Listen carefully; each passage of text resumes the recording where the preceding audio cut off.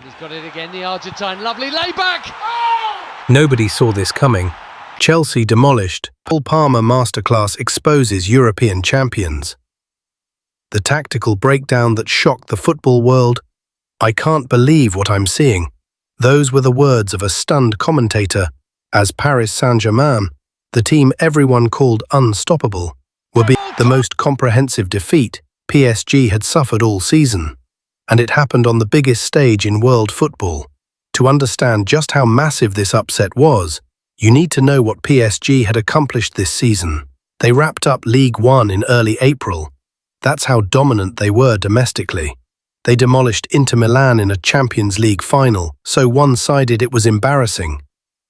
Coming into this Club World Cup, they were being called the best team in the world. They looked unstoppable. Chelsea, they were the underdogs nobody talked about.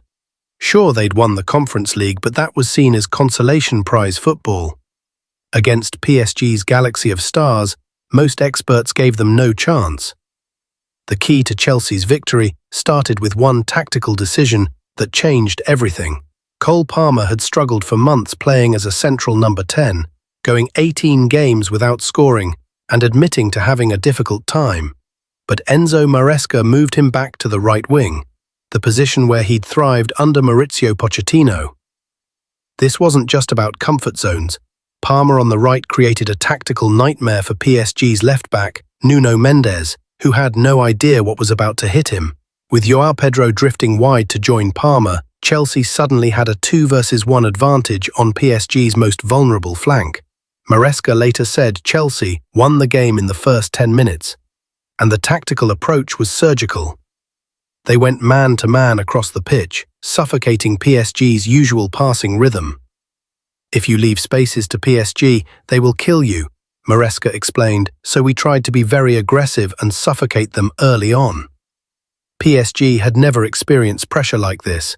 They're used to having time and space, dictating tempo through their technical superiority.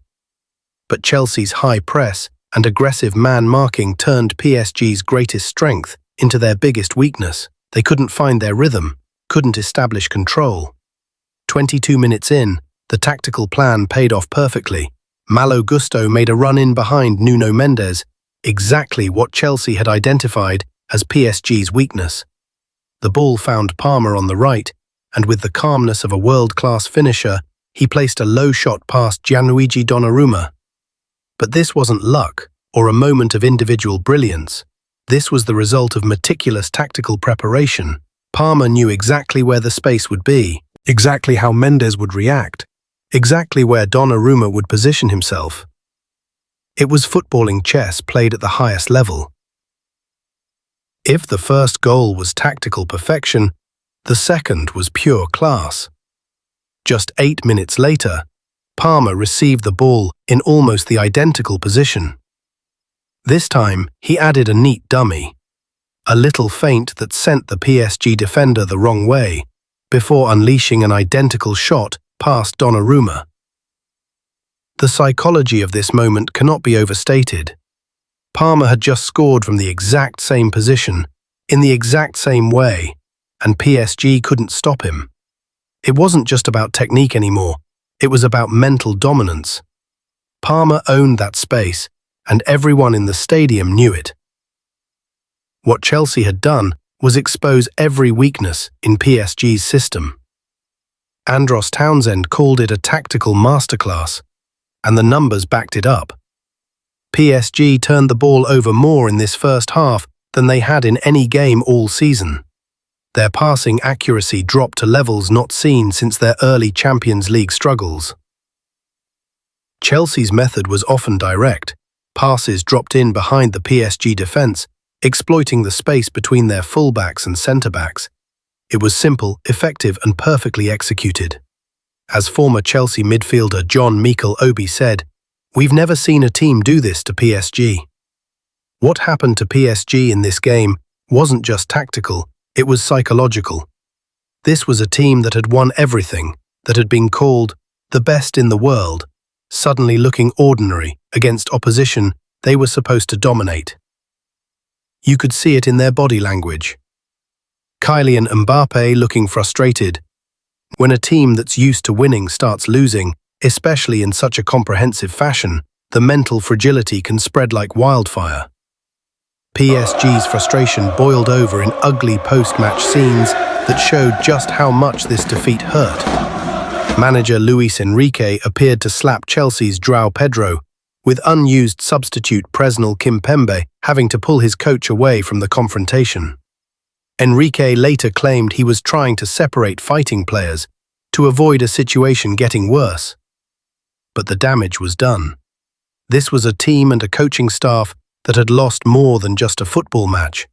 They had lost their composure, their dignity, and their aura of invincibility. This wasn't just a football match, it was a global event. Donald Trump was in attendance alongside FIFA President Gianni Infantino, watching from the VIP section as 81,118 fans witnessed history. The MetLife Stadium, more famous for NFL games, became the stage for football's biggest upset of the year. The newly expanded Club World Cup format was designed to create moments like this, where traditional hierarchies are challenged and new champions emerge. Chelsea's victory validates FIFA's vision while establishing them as genuine world champions until 2029. Football is beautiful because it's unpredictable, because tactical preparation can overcome pure talent, because young players can outperform established stars when they believe in themselves and their system. Chelsea's 3-0 victory over PSG wasn't just an upset. It was a masterclass in modern football. It proved that with the right tactics, the right mentality, and the right preparation, anyone can beat anyone on any given day. Parma's individual brilliance, Maresca's tactical genius, and the team's collective determination combined to create one of the greatest Club World Cup final performances ever witnessed. This young Chelsea squad has announced themselves as genuine contenders for everything they compete for. As Gareth Bale said after the match, "I don't think they're far off at all from challenging for the Premier League title. If they can dominate the best team in the world like this, what can't they achieve?" This is just a beginning of Chelsea's new era, and if this performance is any indication, football fans are in for something special. What did you think of this tactical masterclass? Let me know in the comments below, and don't forget to subscribe for more in-depth football analysis.